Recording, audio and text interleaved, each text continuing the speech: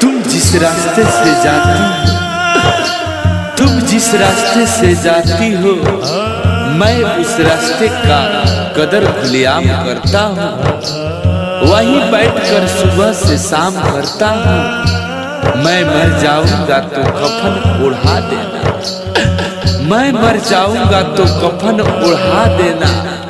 यही मैं तुमसे पैगाम करता हूँ, यही मैं तुमसे पैगाम करता हूँ। डीजे अखिलेश, डीजे अखिलेश लोखान, music by Rishi Raj RRT। कहाँ गईली प्यार हमर याद ना बतावता तारा, कहाँ गईली प्यार हमर याद ना बतावता तारा।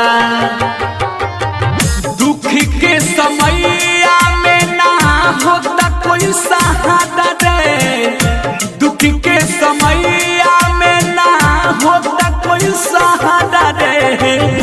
कहाँ गईली प्यार हमर याद ना बतावता तारा, कहाँ गईली प्यार हमर याद ना बतावता तारा। डीजे अखिलेश, डीजे अखिलेश लोखान, recording by RRT digital recording studio छड़ादाना।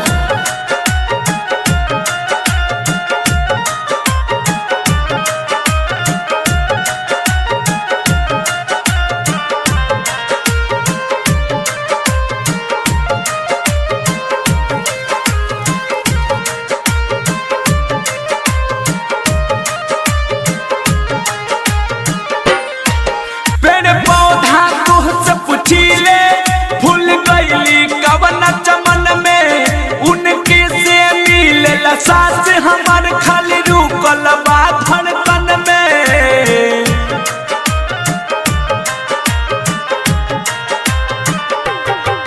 पेड़ पौधा तुहसे पूछिले फूल गईली कवन चमन में। उनके से मिलेला सास हमार खाली रुकल बा धड़कन में। सीतम के पहाड़ बब छाड़ कैले दुनिया सारा, कहाँ गईली प्यार हमर याद ना बतावता तारा।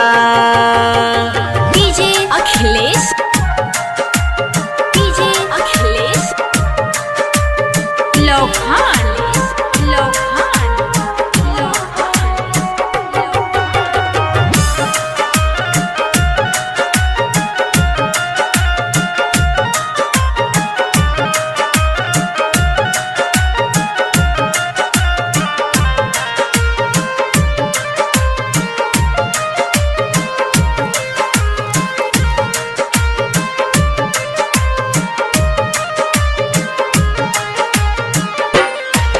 जिंदगी बेजान भइल बा ओही हमारा सनम के बिना रे।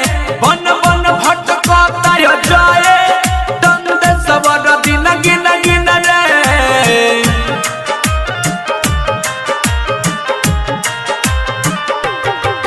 जिंदगी बेजान भइल बा ओही हमारा सनम के बिना रे। बन बन भटकता जाए